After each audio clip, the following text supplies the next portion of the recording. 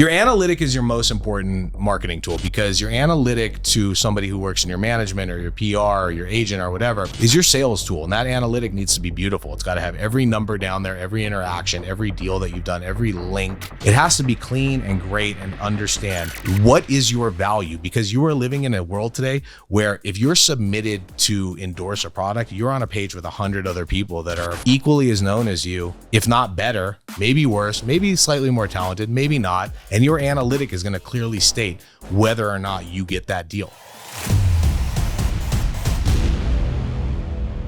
What it is, Brad Lee back again with another episode of Dropping Bombs. Today in the studio, folks, I got a real treat for you, especially if you want to be famous. David Weintraub in the house. What's happening? How are you? What's up, Brad? Good to see you, my brother. Guys, if you guys don't know who this dude is, he's a producer, talent manager, brand specialist, PR extraordinaire. The dude's, been a William Morris agent. He's been freaking United Talent Agency agent, probably the youngest agent they ever had. Yes, sir. You've written and produced show after show after show. You've created these shows out of scratch, out of thin air. You've taken quite a few people and turned them into celebrities.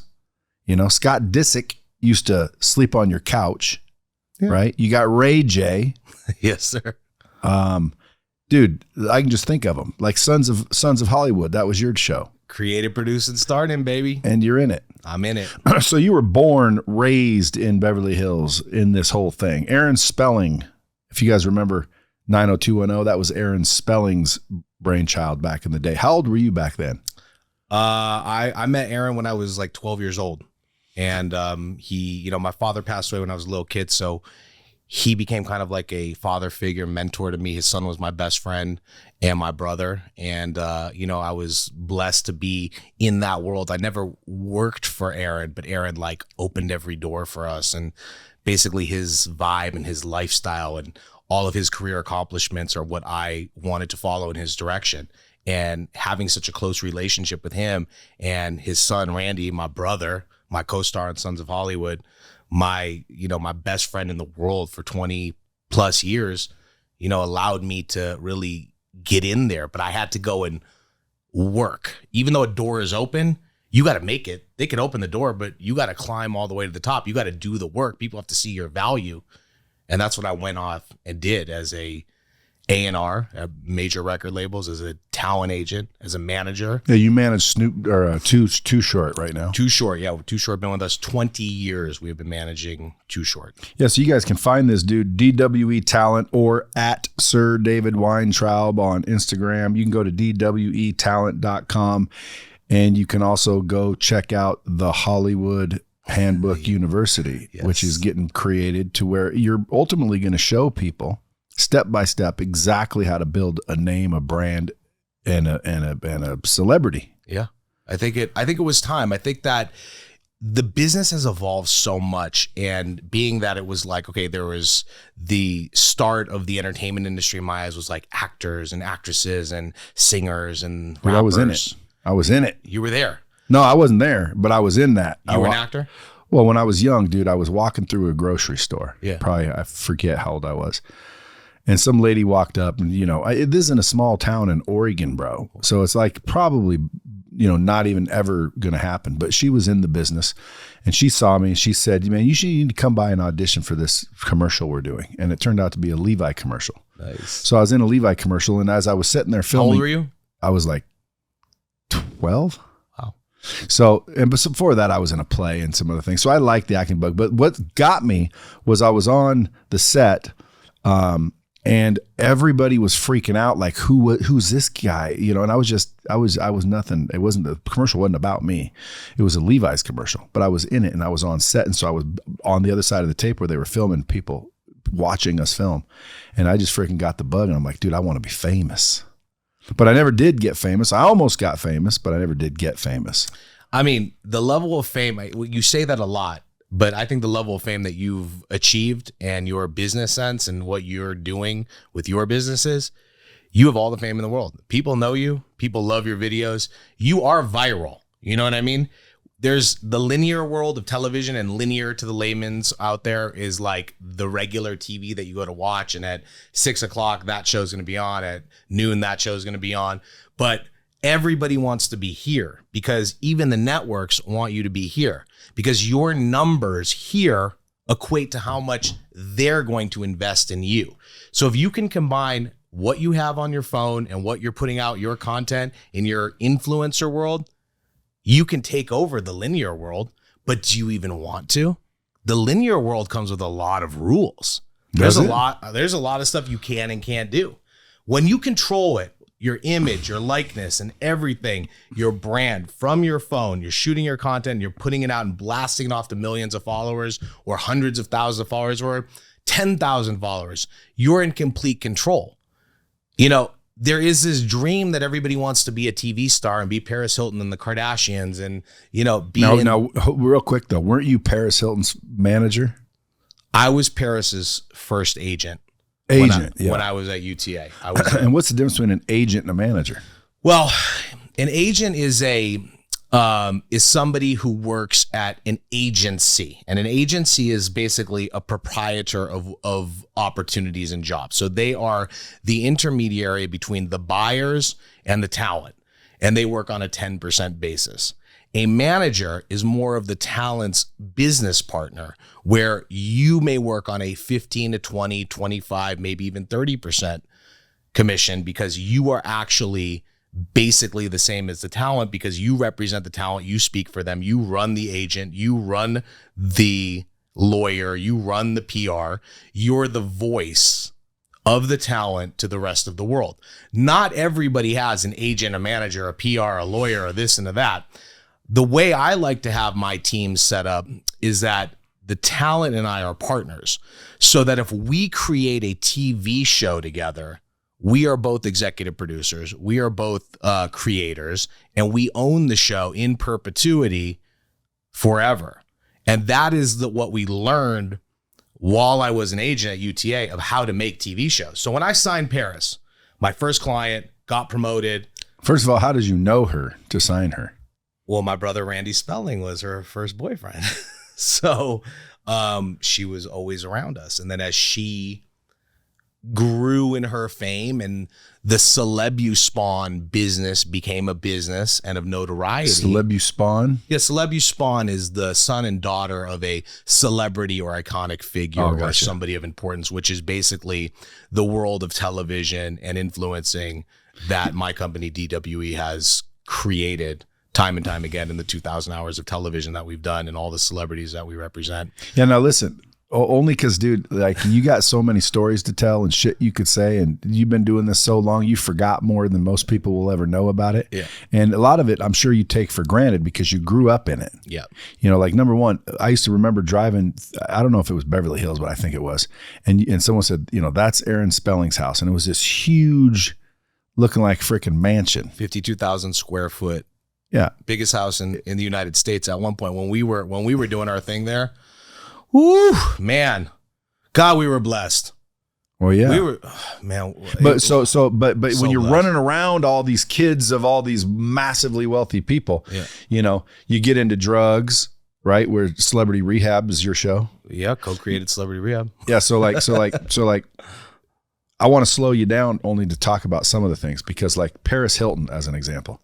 Now Paris Hilton obviously was born into the Hilton family. Yeah. And she's fucking cute. You know, she's no slouch. She's a sexy little chick. Still beautiful. She's still beautiful. But like at what point, and then she kicked off Kim Kardashian. Well, I mean, we could lay it all out because but then the Kardashians, we were there for everything. Who'd the Kardashians kick off? Scott Disick, who you currently manage or no? Scott and I have a non-exclusive business relationship, depending on means what if you bring us some biz, he'll cut you in. What moods we're both in, you know. Scott, is it Lord Disick still? I would never call him Lord. And by the way, what the fuck does he do for a living anymore? He's got a t-shirt company. He gets brand deals. He's got, you know, millions of followers. He can post something and make hundreds of thousands of dollars a month. He has a great business. He was at one point he was the second highest paid male talent in all of reality, next to my first highest paid person in male reality stars, Ray J, who is still the highest paid guy in all reality. You brought him here once. He was a cool dude. Yeah, right. Ray's my brother. He was making money on headphones and freaking all kinds of deals. He took that company $200 million. He makes all kinds of deals, dude. Yes, that should, everybody should want to do this. The question I have for your VT system is going to be, not everyone can be Ray J. Not everyone can be Scott Disick. You can't teach someone. You can't teach someone to be, personality and cool. Well, but we can. We're also developing people because for instance, I brought my client over here, Limitless, who is, have this amazing lifestyle that he's changed his look and his image and created these brands. And, he wants to be peppered into the celebrity world. So he does his business and I do my business and we push them out into the world. What's his name? Jazz Mouth. Oh yeah. Jazz. Yeah. He was here on your show. Yeah. He seemed like a good dude. Yeah. Or like our buddy, R.D. Whittington, Wires Only, we're the force behind helping him, achieve many of his goals in the PR and linear TV world and, creating his stores in Beverly Hills and becoming that guy. And that's my brother. So it's like when I wanted to learn the car game, he taught me the car game. When he wanted to learn the TV game, I taught him the TV game. When he wanted to learn the PR game, I just sprinkled the magic because the PR game is what everybody wants. But why do you think that? Because everybody wants to be recognized digitally and in magazines and in articles. And what's your latest link? Where can we see you? Where can we go to figure out who you are? But there has to be a strategist behind all this. There is, and that is the strategy that we. Okay, let's go. But back. Is that what the Hollywood Handbook's going to teach people? Let me go back one step. Okay. Hey, and let me just tell you the reason I ask is because, dude, I've got millions of followers now. Yeah. This show literally has millions of listeners. So I reach millions, but I'm not monetizing it to a point where it's like, I'm making hundreds of millions of dollars a month or even a year yet. I want to learn how to do that. I'm not in magazines. I'm not printed about. You can, but like I said, we were talking about this a minute ago. You're going linear. You're thinking that linear is okay. Once I'm there, then it's all going to unfold. But it's really not because the game has changed. And even the buyers, the networks, the streamers, the guys who are writing the checks for this stuff, they want it here because it's quicker and easier. Followers. All of the ad budgets, all of our existing TV shows have been slashed in half with all of the advertising dollars. You want to know why? Because the advertising dollars moved to the phone. They'd rather hire the influencer. They'd rather guarantee that they're going to get 3 million likes, 10 million views, whatever it might be. It's easier to do it there than to deal with a network that you're going to have all the red tape. You're not going to have the time slots you want. And what are you going to want to do? Have a toilet paper commercial on a TV show? What do you think these networks are going to do? They're trying to adapt as best as possible, but people like you and I who are ahead of the game and are signing the right people and creating the right strategies and figuring out how to take your content and monetize it and push it out to different communities to make it work, we're the ones that are going to win because my dream, listen, I've created hit shows. I've been in hit shows. I've produced hit shows. I have clients that are still starring in hit shows that I'm the architect of multi-million-dollar deals. But the problem is that the game is changing. And here's where the money is. It's right here in your phone. You have a full movie studio, full accessibility to create content, to get your likes, to get your views, to create moments, and to do your PR. But you have to link somehow to someone that can actually bring it to the table. Now, PR is done in a couple different ways. I mean, you can do it strategically through having a moment, going viral, saying something crazy, doing something good, being a great person, donating money, all these things that people do. But then you want to actually have it get links out there. You want to have the AOLs and the Yahoos and the Us Weeklies and the TMZs and the Daily Mails and the GQs and the Forbes and all these places under the sun. You have to understand that to do that, you need a team of people that are actually talking to the right people. So this is actually a relationship-based business. Now, if you go and become a part of the Hollywood Handbook community, you're going to have access to everything that we have access to because this is where you start to learn how to make your mark. So all these things that you want to be in Forbes, you want to be in GQ, you want to be on the Tonight Show, you want to be on, you want to be out there with Nick Cannon on Wild and Out. What do you want to be doing? All of those things, you got to have someone who's at the center of it that can connect the dots. And that's what we're trying to teach people how to do. How do you connect the dots? And that is what the Hollywood Handbook is going to do. And listen, Brad, I came to you because you're the best. All right.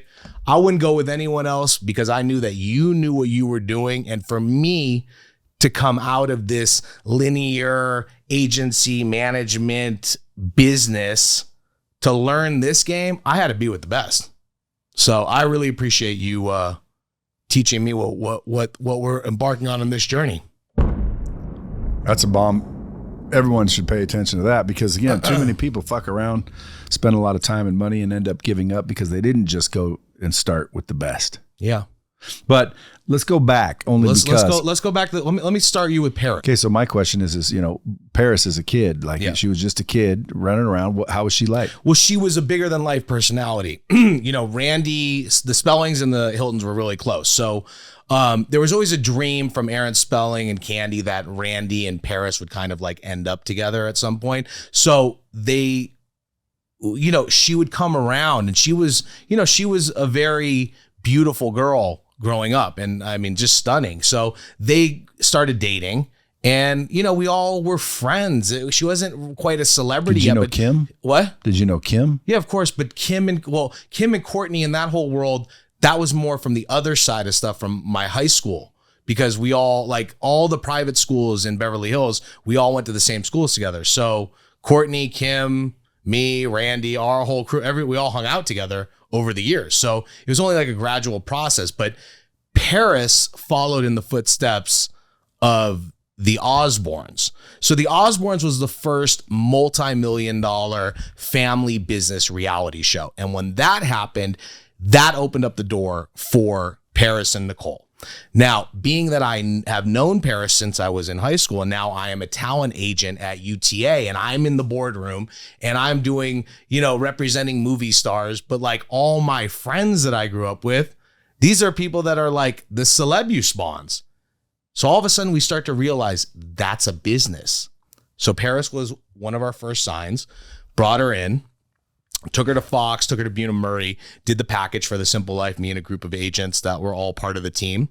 And from there, the show went number one. The problem was that I started to see is that the agency business, which I didn't like, was not really where the money was for a young guy like me, because I was making UTA 10 to 20 to $30 million a year in booking, and I was only being paid a couple $100,000. And it was really, really bothering me, because ideas that we came up with when we took a client to a producer and a writer and a director and we packaged a TV show, the agency got the package, but the agent that did all the work doesn't get shit. And then you have to go and fight the agency for your commission if they want to pay you for it. So after doing that for a while, I said, I'm not going to do that. And Aaron Spelling is my godfather. I have dinner with him every night. This is the biggest television producer of all time ever in the world. You think I'm going to get played by an agency for ideas and packages that I came up with? So we switched the business model. Managers can partner with the talent, own the shows, create the shows, produce them, be in the shows if they want to. And that was the business model that we've achieved. So Paris was the first, you signed her first. My first client ever at UTA as a talent agent, that was the client that I did my first reality deals for, my first big movie deals for. Were you just doing deals or did you hang around her too? No, of course. I mean, of course we were hanging around her. Because didn't Kim Kardashian start by cleaning her closets or something? You want to go to that story? Well, that's a Ray J story. Well, yeah. That's a Ray J story, Brad. You want to talk Ray J now? Well, we're gonna get off Paris and go right there. All I remember is seeing Kim a long time ago, Kim standing in the background next to Paris. Nobody knew who she was, and then the next thing you know, she came out with Ray J. I think it was Ray J. in that sex tape. That was Kim. There's like about 1 million steps in between here and there. Well, I mean, how many hours we got? Because that's a big story that we got to tell. But I can give you like the highlights. I remember Kim standing behind Paris with her mouth shut, not being anybody. I want to tell you one thing, okay? I want to say this to start off this story. I love Ray J. I love Scott. I love the Kardashians. I love Paris. They're all incredible people. I'm blessed to have known all these people, done deals with them, been friends with them. And we've all been in this small circle of making TV shows and becoming pop culture phenomenons. And I'm the business guy who had a little bit of shine out there with my shows, but I'm the guy and the brains behind it. I'm the dot connector, and I've done every fucking deal that you've ever imagined, stuff you don't even know. And that's why we're finally telling these stories. But what I want to say about Kim and Ray and Chris and the sex tape and that thing is that those are the smartest viral marketing people ever in the history of the entertainment business, because what they did and how they changed pop culture, how they invented influencing, how they created the PR strategies that they did, what they did with the sex tape that has made $250 million to date. You have three of the greatest minds in the world. And so whatever you may think it is, which is Ray J, Chris, and Kim. Ray J, Chris, and Kim, because those are the people that did it. Like there is like a sex tape doesn't get just, we leaked a sex tape. Oh, no. Leaking a sex tape is watching a little clip of something on YouTube that nobody monetized. When you have a physical DVD that you can buy in a store and you can stream and is sold in hotel rooms around the world, you have to sign the rights away, okay? $250 million has been paid to date on that tape. There had to be a deal. There had to be brains behind it. And the brains behind it knew what they were doing. They were launching TV shows for the love of Ray J, the Kardashians, brands, vitamins, lingerie, whatever those products might be. But the sex tape drove the media because you didn't have social yet. We weren't in the phone the way that we were then. You still had to have the magazines and the websites and the TMZs and the Pres Hiltons and all that traffic that you had to move to make the tape work and to make the shows get watched. For the Love of Ray J went number one. The Kardashians didn't initially go number one, but when all of the press happened, it went mega number one. And that's how you create these huge moments. So you're making money from multiple streams. So to come up with that strategy, you may think it's crass. You may think they sold people out. You may be like, whoa, why did they do that? They want it to be billionaires. The Kardashians are billionaires. Ray J is a multimillionaire. They have their own worlds that they swim in, okay? But you have to dot connect. Chris is a dot connector. I'm a dot connector. You put people in front. There's stories that want to be told. You were asking about how did Kim get to Paris? Well, Kim was Ray J's sister's assistant, Brandy, and Ray's girlfriend. And Paris was popping. So Ray said, go up to her house, pull up in my Bentley, let her know you're on the same level, you're hot, and y'all are going to vibe it out, and you'll be off to the races. And that's how they became friends. Now, I'm sure that you've heard a million stories that might be this or that or whatever, but these are real things. Like these are really how things happen. And it's a much bigger, longer story that we're not giving every detail to, but like that's the crux of it. Hey, you want to spend an hour a week with me helping you become a business badass? Well, check out my group in the link below. All of these different websites, TMZ, stuff like that, we're spawning up. Is it too late for someone to start one of those now? It's not the time right now. I mean, to start a media company right now, one, you're going to need the backing of a major bank. You're going to need venture capital and all that stuff to like actually make it work. You're going to have to do, have a full infrastructure for it.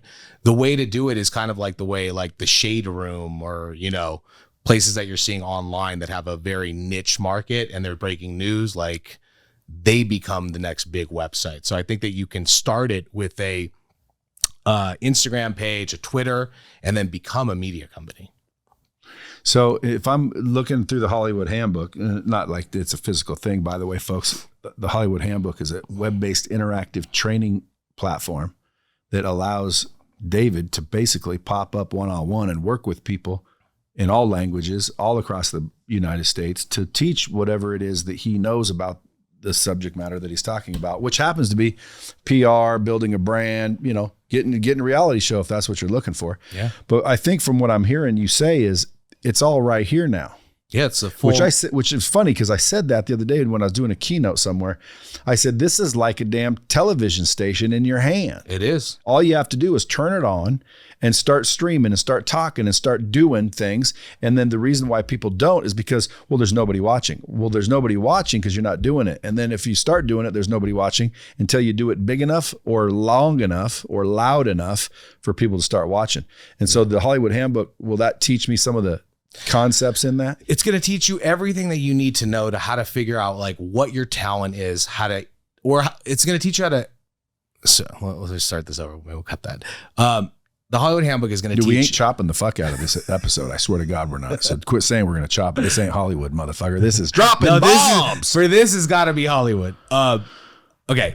The way the Hollywood Handbook is going to teach you is it's going to take a look at like what you're good at. What are your skills? What do you want to be famous for? What are you trying to achieve? Do you want to be a comic? Do you want to be an artist? Do you want to be a rapper? Do you want to be a food tester? Whatever that might be, you got to fine tune what your talent is. And you have to figure out how to make content that people are going to want to watch, how to promote the content, how to get PR for the content, how to make that content go viral, how to partner with the right people to do the collaborations, and how to take what you are as a celebrity and a brand and turn you into a star. We're going to use the same tools that we've used with the Kardashians and Paris and Ray J and Scott and the Jenners and the people from the Hills and Laguna Beach and all the housewives and all these people that we've worked with over the years, and take all of that knowledge of representing those kind of people and taking it and turning it into information that you can use with the Hollywood Handbook to go viral and become a star. Now let's go to Scott real quick. You said he used to sleep on your couch. Well, Scott met Courtney through me and Sean Stewart while shooting Sons of Hollywood in 2006, my first TV show. Was Courtney already Courtney by then? No. So Courtney wasn't very famous or at all? Courtney wasn't famous at all. Okay, so just a regular person. Well, I mean, she wasn't a regular person. She was... I know, but like to get Courtney now, you probably, it's not going to happen. Like if Courtney was already famous, I bet you she wouldn't have went with Scott. They went with each other because, they met, they liked each other, and they were two unknowns. Yeah. Because once you get famous, isn't it harder to just like Scott was like the polar opposite of like anything that she had ever saw. He was very New York. He was very crass, very uneducated, very over the top, very loud. And she always kind of dated like the Valley Boys from LA. Like, that's was kind of like her world that they swam in, this Calabasas, like high school star kind of world so he was like way different. And Scott was a loose cannon, so it was kind of like everything was a party. They were partying very hard when they met. I mean, we all were. We were shooting Sons of Hollywood for partying very hard. What does that mean? Partying very hard, drinking, going out, going everywhere, being in the mix. That was the heyday of Hollywood, of celebrity, of the beginning. Do you think because you guys have all aged out of it, do you think there's a young 20 crowd doing it right now? Of course, the influencers are doing it hard right now. My client, Tana Mojo, she's like, she's out every night of the week. She's got 30 million followers. She's one of the highest paid, influencers out there. She's out every night having a good time. Is that part of the business or she just wants to do that? Well, that helped the business because the visibility from being out and the relationships that you make and the collaborations you can do and the opportunities, sometimes they do come from being out. I don't believe that being out and in the mix is where the deals are made. I mean, you and RD were just on the phone and he's like, shaking hands makes money and blah, blah, blah. I agree. Shaking hands opens up the door to making money and making relationships, but deals are not closed at fucking 1 o'clock in the morning when people are drunk. They're closed at 9 a.m. when I'm in the office with the lawyers and we're going through the contract and things are getting signed. That's when wires come in. But it started by meeting them at the party. Could be.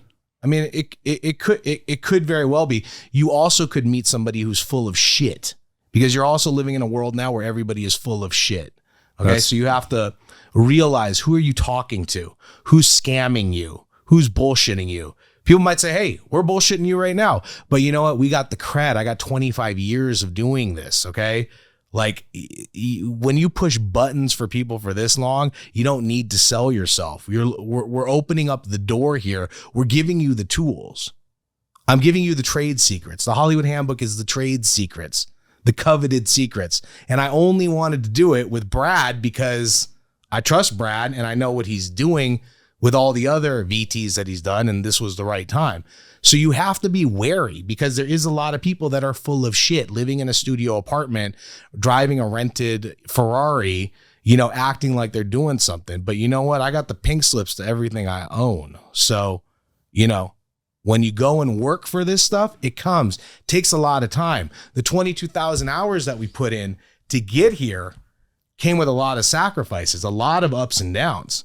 I mean, I have shows that Hollywood Hillbillies, for instance, I never thought that show, I knew it was a great idea. I knew we were going to have fun with it. I, executive produced it, co-created it, and starred in it.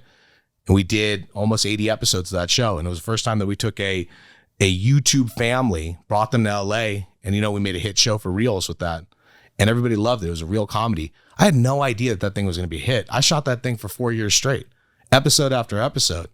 It was the biggest show Reelz had ever did. We were making that stuff for 450,000 a half hour. That's a big show for a small network. Is that a low budget?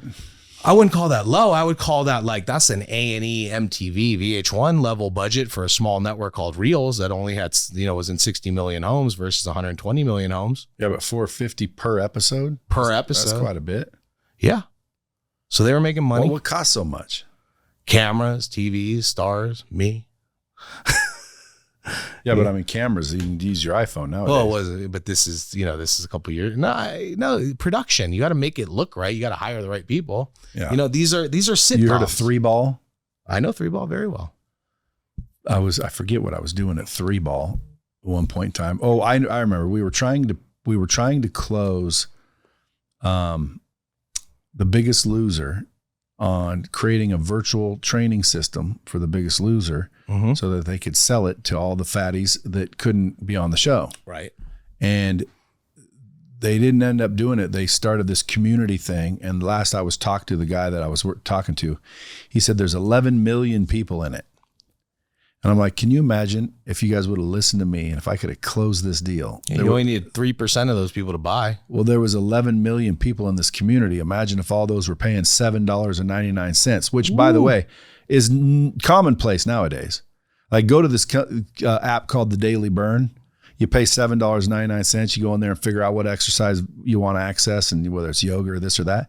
Dude, they've got like freaking 29 million members at $7.99 a month or $11.99 a month. It's amazing. And I told Gold's Gym 15 years ago, we need to take your personal training and put it online. They're like, what do you mean? People hire them in the gym. I'm like, yeah, but dude, a lot of them can't afford that. There's so many people that can't afford a personal trainer, but all we want to know is what to eat and what exercises to do, and then show me what they are, and I'll go do them. They don't need to be there to spot me. They don't need to show up at the gym every day. I'll do that. I just need to know the information. They said that'll never work. People want to be trained in person. And now online training, it's everything in the physical realm. You were huge. You were ahead of your curve. I mean, that's the thing. But we can't sit here and be like, I could have did this, I could have did that. It's what are we going to do tomorrow? What are we going to do today? Today, tomorrow, the rest of our lives. And I think that that's an important reason why you want to open up the Hollywood Handbook, or why you want to go and follow Lightspeed and all the courses that you're a part of, because these are ways for you to learn and to actively create something with whatever business you want to aspire to do. And we want to help people to do that. There's things that I want to learn that, I haven't finished all my goals and my dreams.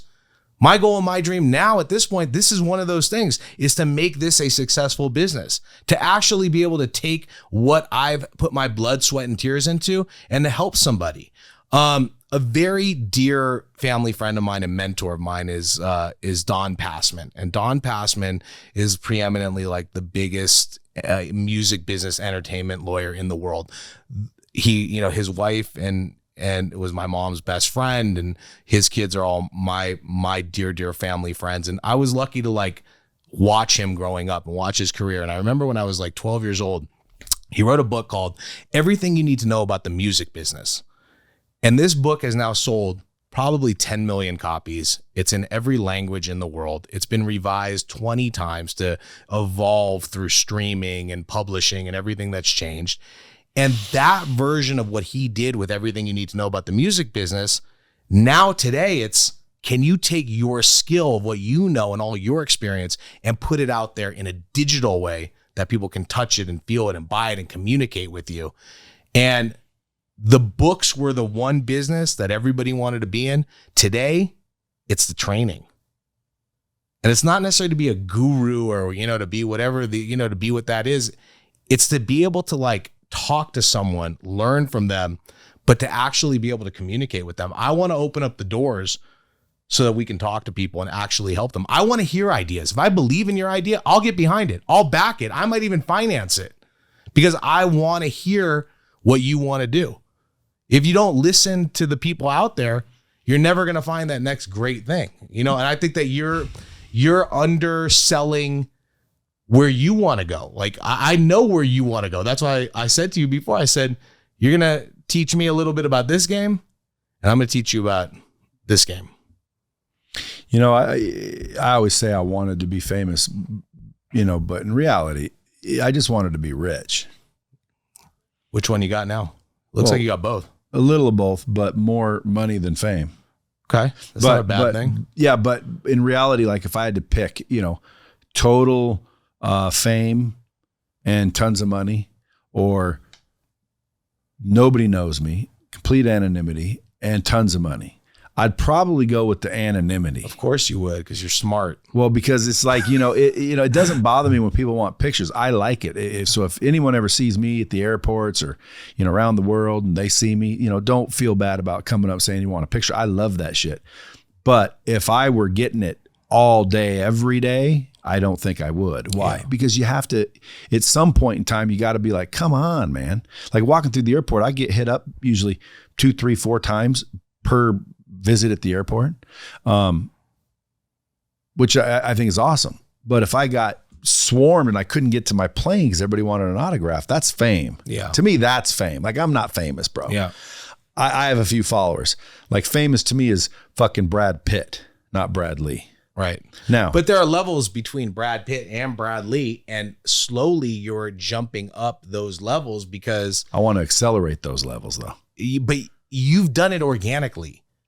So like, sure, come and learn from the Hollywood Handbook and we could speed it up organically, or it may just happen organically, which is what I think happened with you, because there was a day you and I met about 3 years ago, because the Hollywood Handbook is about 3.5 years in the making. I was really crafting this thing to get it ready. You wanted to make sure it actually worked. Exactly. You didn't want to like get, and I wanted to have the time to help people too, and now I do. There was a moment I called you and I was like, these videos are going crazy, bro. Because all of a sudden it was every day main page Instagram.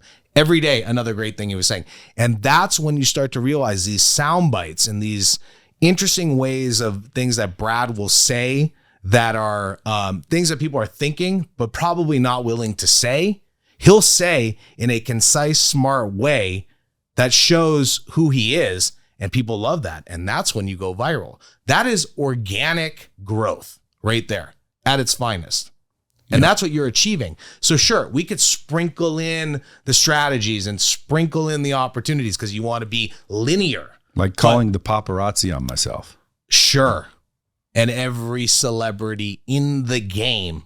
And you know who you are, every single one of you, because you got the relationships with the photogs, with the media. Come on. They all do it. Of course. See, that's PR strategy number 1. Yeah, but why would the paparazzi care if you're not famous? Because David Weintraub and the Hollywood Handbook and DWE Talent is going to make them care, Brad. That's what we're talking about here. Yeah, because somebody has to make it happen. I like to call this button pushing, okay? And button pushing is when you have the ability through strategic relationships to create content and to create stars and to create media. And that is only something that as your growth in your knowledge of your business, in the entertainment business, can you achieve.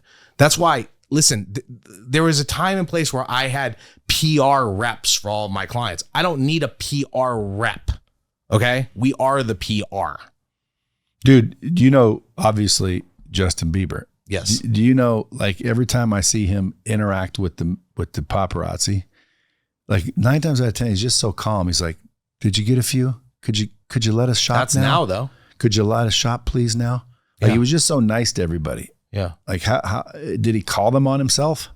No, there's a difference between the growth of a celebrity or a celebrity trying to push their narrative or giving out an exclusive content or getting out a messaging or a play that they want to put out there. And then there's just all on attack of a celebrity where you're being stalked. Those are two different places to be. I want to be there. You want to be fully stalked on the day-to-day basis? I don't think you that want makes that. you famous, though. That's fame to me. Like that means you're famous. Kardashians are famous. You're right. Okay, I want to be. Where did they start? Brad Lee is not famous. Even my boy Grant Cardone, who I kind of David Weintraubed him up the ranks. Yeah. But like Grant Cardone's, I think more known. He's more well known than I am. But he's still no fucking Kardashian, bro. He ain't that famous. He's differently well known.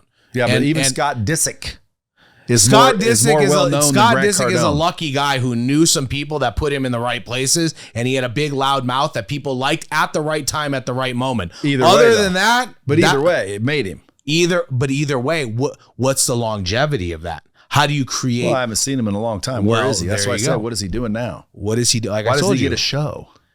He's had multiple shows. We had 1 million offers for Scott to have his own shows. He fucked all of them up because he's not dependable.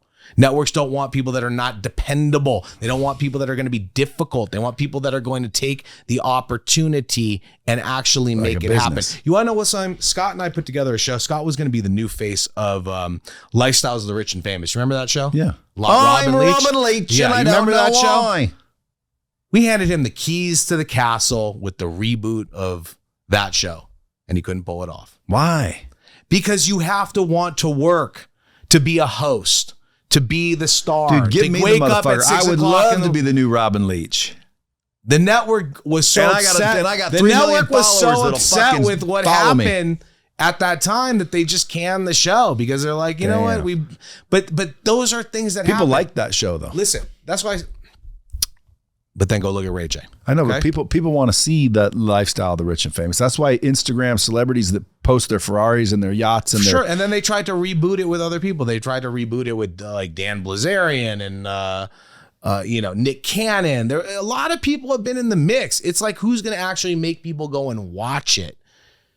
And like I said, is it happening at linear? There's a huge differential right now between people understanding the linear model and the in your phone blasting out to your followers model of making TV shows, content, movies, whatever it may be.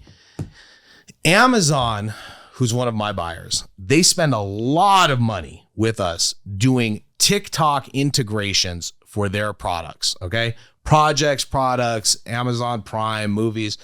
They got endless money. They will pay you $250,000 if you have 1 million to 2 million followers to post a TikTok. I do. I have 2.5 million right now. So how do I get 250? Be my manager. You're going to have to get breast implants and have a very nice, you're going to have to look like a girl. No. I also want to say one thing. I got to be Dylan Mulvaney. That would go the complete wrong way. No, we don't want to hurt the brands. Listen, there's two things going on. I would say the women are worth more than the men, 70-30 all across the board. The women influencers make way more money than the men. The men can do very well. They're just a harder sell. When the buyers call me, they want the women all day. They want the women influencers, who's got the numbers. Your analytics says everything. Today is all about your analytic. I'm going to give you, another note from the Hollywood Handbook. Your analytic is your most important marketing tool because your analytic to somebody who works in your management or your PR or your agent or whatever is your sales tool. And that analytic needs to be beautiful. It's got to have every number down there, every interaction, every deal that you've done, every link. It has to be clean and great and understand what is your value, because you are living in a world today where if you're submitted to endorse a product, you're on a page with 100 other people that are equally as known as you, if not better, maybe worse, maybe slightly more talented, maybe not. And your analytic is going to clearly state whether or not you get that deal. So you're based on clicks and buyers with the yes, or you're going to get thrown in the trash like the rest of them.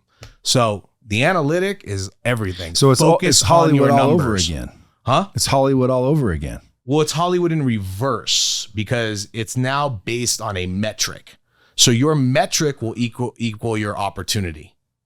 If your metric is right, you will get the opportunity. So how do you know? Do you cover that also? Yes. Because like I'm wondering like right now, well, what are my metrics? Like how do I go look? Well, I could tell you in 5 minutes, but you know, we'll do it after the show. We'll do it after. I'm gonna open it up. I got TikTok. I don't even look at the analytics. I mean, it's a combination. But of I have everything. 2.5 million followers. That's great. Total on TikTok. On TikTok, that's very good. And your TikToks are what went viral on Instagram. No. A lot of those things, I don't put TikTok videos on Instagram. But people did. People jacked them. That's maybe there were a couple that went stupid viral. That's what I'm saying. People took the TikToks and then they put them on Instagram, and that's where I saw them really going viral. Yeah. I have big TikTok clients, but I don't really do TikTok. TikTok is not on my phone. Yeah. I'm not into it. Like and my daughter's not into it, we're trying to stay away, but we will work with TikTok. So, Ray J and Disick, aren't they kind of rivals in some way? I mean, that's been the war of headaches that I've lived with for, almost 20 years, is being Ray J's manager and having once been Scott's manager and, doing all those deals for him and being, in the knowledge of both of those crazy worlds. But at the end of the day, like, it's not, that's one part of like representation. You're going to have clients that are going to be rivals. You're going to have clients out where maybe once all a family and friends and people go their separate ways. At the end of the day, everybody's done well. So the doors that were all opened, you got to be thankful for them. Yeah. But you just can't forget how you got there. Another bomb. There's been a lot more bombs. I just keep forgetting to drop them. Yeah, let's drop them. Well, I mean, we've been dropping them because a bomb is when, you just say something that people should listen to. I think I'm being suppressed because of the name of the show. And every time we say bomb, believe it or not, it suppresses. So I've been thinking about changing the name. What do you think about that? No, I think you got a movement going on and it works. And this is your brand. And I don't think you need to change anything. What are the advertisers saying? I don't have any advertisers. Okay, well, this is where we need our fucking analytic, Brad. Brad, we've left money on the floor. That Brad, the money is like left on the floor. We haven't gone and picked it up. Can somebody please come in and pick it up? What are we doing here? How do we not have advertisers? Well, none of them call and say, I want to advertise because we have to point them in the right direction on how to do it. And then a couple have, but they were dumb. Like, for example, boner pills. I'm not doing boner pills. Right, but boner pills got all the money. I ain't doing boner pills. Why? I ain't talking about boner pills. Well, that's why you're not going to be Brad Pitt. No, just then I guess I'll Bradley. Then I'll just be Armpit. Can I just what boner pills called? Blue Chew. Blue Chew. We did mega deals with Blue Chew and for the canceled podcast. Manscaped. There's nothing wrong with that. Manscaped, I agree with. I think every bushy. I believe every bushy dicked fellow needs to manscape, and I'll do that for free. Okay. Well, they gave me a Manscaped and they offered me $500, and I'm like, that's not enough money for these views. I know, like $500. To interrupt my show with, hey, by the way, guys, you should trim your ball hair. Like, come on, like, dude, I don't need to do that. Number one. Number two, $500. He's driving a $450,000 Ferrari. He says, I don't need to fucking do it because he doesn't give a shit. But at the end of the day, it's like, I have to believe in the product, number one. Yeah. Number two, and again, I'm not against boner pills. If you can't get an erection, take a boner pill. But why Blue Chew? Why not Viagra? Why not Cialis? Why not all the other ones that are out there? I don't know, because I'm not. Blue Chew has a big initiative within the podcast community where the metric where they make money actually equates from the podcast listeners. So my listeners react to the guests. Like, for example, you'll get a whole bunch of people probably signing up for the Hollywood Handbook. When people come on my show, we talk about what they do and how they do it, et cetera, how they overcame objections. We're not even talking about, hey, buy this, buy that. But people just start buying whatever it is they're talking about. Yeah. Or whatever it is they do. I had a guy come in here doing $1.8 million in revenue when the episode dropped. He's like, holy shit, dude. And he goes, I've been on a lot of big podcasts, dude. Nothing like that. He goes, your audience is special. Yeah. You got loyals. You got big loyals. Well, that's because, dude, they know I'm real. And I'm not just saying that, I'm not just sitting up here, shooting the shit about whatever. Like, they believe me. Yeah. You don't want to sell them the bullshit because I want to go back to an important thing. You have an organic audience and an organic brand, and you stayed 100% real to who you are as a person. From the day I met you 3.5 years ago, you've never changed. You and I have had a lot of the same conversations multiple times about figuring out your TV business, which we're going to, okay? But the growth that you've achieved with this audience, like, you got to stay loyal to them, but you still need to make money for the show. And even if you had to do a Blue Chew commercial, yeah, but not for $500. Okay, but that's because I didn't negotiate. I know, but I want real money. Okay, I know, but we have to create the metric. I'm moving it to 3 episodes a week. We have to create the analytic so that when I call them and I show them the numbers and they understand that this is not a $500 an episode podcast, that this is a $500,000 a year advertising budget for this podcast, which it is. Yeah, but now we're talking. Connect the dots. You text and let me do the call. That's what we do. We represent. So all y'all out there that need to be represented, you want to take your money to the next level? I got a guy that called and offered 8 figures for this podcast. To buy it? Yeah. So buy it what? Buy your following? Buy the podcast, rights to the podcast. Buy the podcast. So I got on the phone with them. Yeah. They're putting together this big, platform where all these artists will go, yada, yada, yada. And then he said, so he'd be happy to give me 8 times earnings right now. And I said, okay, great. And he said, so send me your financials. I'm like, for my businesses? No, for my podcast. I'm like, I don't really have any financials for the podcast. Now, have I made money because of the podcast? Absolutely, dude. I've charged people to set. But it's peripheral. I know, but I've charged people to sit there because I wouldn't put them on otherwise. And they said, I'll give you 25 G's. I'm like, fine. We're giving away trade secrets here. Yeah, but sometimes I'll say, fine. I won't do it all the time. This ain't a pay-to-play show. Yeah. Otherwise, it would have a revenue model. Yeah. But maybe on occasion, I've done that. And then on occasion, I've said to people, if they buy this thing you're going to promote, I want a piece. They have offered it, and I'm like, okay, I'll take a piece. I made $1 million, I'd say 3 on this thing that we did for ERC credits. And by the way, if you guys haven't got your ERC credits, you better go to that link and get them because, dude, they're real. I got $1.1 million back for Lightspeed. But anyway, it's just free money, and most people don't know about it. The Real ERC Specialists.com. 1 second, you'll figure out if you got money coming back from your business or not from COVID. Still goes back to COVID. Anyway, I made like $1 million and change from that. So I mean, I've made money. What is that? What is that, a loan? What is that? No, dude. During COVID, if you had more than 5 W-2 employees, you can get back $26,000 per employee for free. It's not a loan. It's not anything. It's just a credit. It's a refund. The employee retention credit, and the government owes it to you. So anybody that was in business in those years that had more than 5 W-2 employees qualifies. And a lot of people didn't think they qualified. That's not true. So you just go to the Real ERC Specialists.com, plural, specialists. You should be getting a bonus for that because you just promoted the shit out of it. Well, again, if 1 million more people go hit it, I'll get paid. I get paid every time someone hits the thing, which I guess would be considered revenue for dropping bombs. And that's stuff for the analytic. See, organization is everything. By the way, we've gotten back $40 million for people. Wow. Organization with any type of talent or any aspiring talent is kind of the key to everything. And the Hollywood Handbook is going to help you to organize. Well, maybe I just need to hire DWE. Yeah, I mean, I hired Lightspeed. You hired DWE. We were right here, Then these guys say, hey, I want to offer you 8 figures for your platform. I go, hey, no problem, dude. Talk to Weintraub. Exactly. And that's what we do. I mean, that's the same game as like the publishing game that's going on right now where artists are That's another thing, dude. Not necessarily music, but now I got a company calling saying, we'll do your book. I have a book out. I did it myself.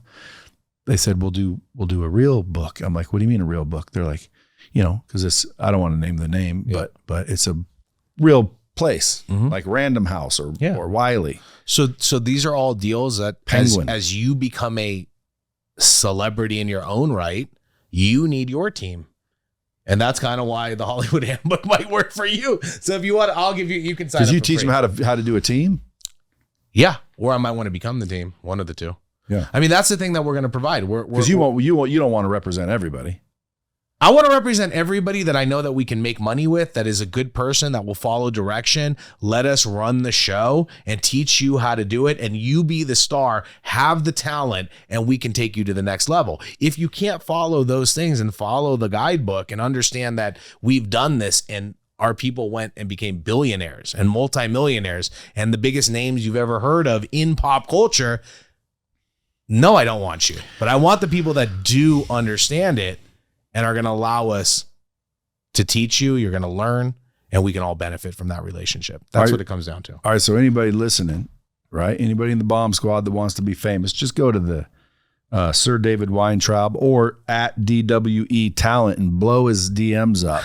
Put in there, like, for example, Bomb Squad, I want to be a star. Yeah. And because, dude, I know a lot of people that are in the Bomb Squad that I've talked to that I thought, dude, they should have a reality show. Like, in other words, they are a family-owned business, you know, couples that are cute together, you know, they're funny as shit, they're bigger than life. I know a lot of them are listening. I'm going to have them blow up your DMs. Let's do it. I mean, can I tell you what I'm honestly looking for? Yeah. I am looking for people with great talent that have a small following that can have growth, but have a great analytic, and you can look and see your numbers. I'm looking for family businesses. I'm looking for music stars, rappers. I'm looking for people that want to take influencing to the next level and can cross over into linear TV, but don't have to cross over to linear TV. We can stay and make tons of money and great businesses right here on the phone. And if we have the opportunity to go to the big screen, let's go there. But don't make it that that's everything that you got to do, because there's money on the floor that we can go and pick up and create. You just got to follow the Hollywood Handbook. Now, folks, again, if that's you, hit him up at DWE Talent or at Sir David Weintraub. Now, are you really a sir? I am my own sir. I have been knighted myself. Yeah, but you didn't go to England and get sirred? No, not yet. That's funny because you can do that. Yeah. So out of all the people that you've managed and whatnot, like, are they all your buddies? It seems like they're all your buddies. I mean, I like to have a good, friendly working relationship where we're all friends and we all can work together and make money together. Sometimes that changes over time. Sometimes it grows stronger. Sometimes it goes weaker. Sometimes it's love and hate. Sometimes they only want to see me when I got the check. Sometimes they just call me when they're trying to get the next check. Does the check go to you? The check, it depends on the client, depends on what we're doing. You know, we have certain commission rates on various clients, or we're partners. You know, if a client has an idea and you have a client that's like, hey, you know what? I want to make mood rings and I got, 3 million followers. Well, I know how to create the mood rings and distribute them and set up the infrastructure for it, but I don't want to commission that because we're going to be partners. So usually that would become a business where we're partners in that and we own it together. Because unless somebody's like, hey, I'm a mood ring company and I want to make you an offer for you to be the face of our mood rings, then that would be a commission-based project. So you have to think about like how you structure stuff. The influencers that I represent and the celebrities I represent, we own most of our products. Most of the companies that we're like putting stuff out for, we have our own distribution, our own electronics, our own apparel, our own jewelry, sex toys, lingerie, alcohol, food, whatever it may be. You got to own that stuff, or else you're just getting a small piece of somebody else's check. Makes sense. And then the last question, what about confidence? What about all the people that are listening that don't have the confidence? They're looking in the mirror. They're going, no one's going to care about me. I mean, you have to have a certain amount of talent, a certain amount of ability, and a certain amount of followers. And if you can combine all of that together and you follow the Hollywood Handbook and you get your ass in the gym, you fine tune your craft, you get loud, you get wild, you can make it. And I will show you the tools to make it. Just follow the guide. And when you say talent, what do you mean? What talent did she have? Well, none. She had sex.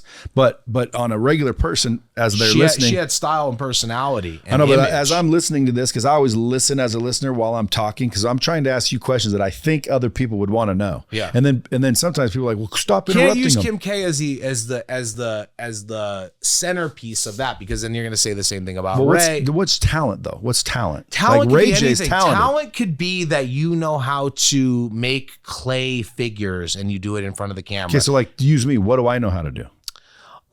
You know how to speak game. You have a big game of knowledge and insight into the world, and you are at the. Is that my talent? Hold on, you're at the forefront of an industry that has exploded, and you're one of very few that actually has technology, platforms, shows, content that you exploit and deliver on. And that is what it is. Now it's how do we take that and expand it into all the other businesses? And I have a feeling today we're going to do that. Indubitably. Yes, we will. Folks, listen, if you want to be a star, get the Hollywood Handbook. If you don't want to be a star, but you want to make a lot of money, get the Hollywood Handbook. Why? Because this web-based interactive training and communication technology allows you to be connected to the resources and the individuals that David's talking about and has, generated over the last 25 years in the business, to be plugged in, to be on the inside instead of the outside. And who knows? Again, I think there's a lot of people out there that want to be famous. They just don't have the confidence to do it. So let me give you the confidence. Dude, if anyone can show you how to do it, it's this dude. I'm telling you, go look at dwetalent.com, click under our shows, look at people who he represents and manages. And I'm telling you right now, dude, there is a replicatable and duplicatable process involved. Otherwise, you couldn't do it over and over. It would have been lucky. But it's not luck. It's an a analytic system. and a formula, There's a formula. Yeah. So let's go get it, folks. David, I appreciate you coming in. Anything you want to say to the Bomb Squad before we wrap it up? I want to say I love the Bomb Squad. I listen to the show religiously. I'm very proud of you. And I'm welcoming you to the DWE Talent family, because we going to get that analytic up and go get them bags. Come on now. Folks, until next time, as always, keep it real. There's people out there that need other people's validation in order to feel good about themselves. If you wake up and do the right thing and do the work, trust me, you won't need someone else's validation to know that you're worth it and to know that you're a good person. And if you're not a good person, then you just need to change into a good person. Well, people don't change, Brad. Yes, they do change. I've changed.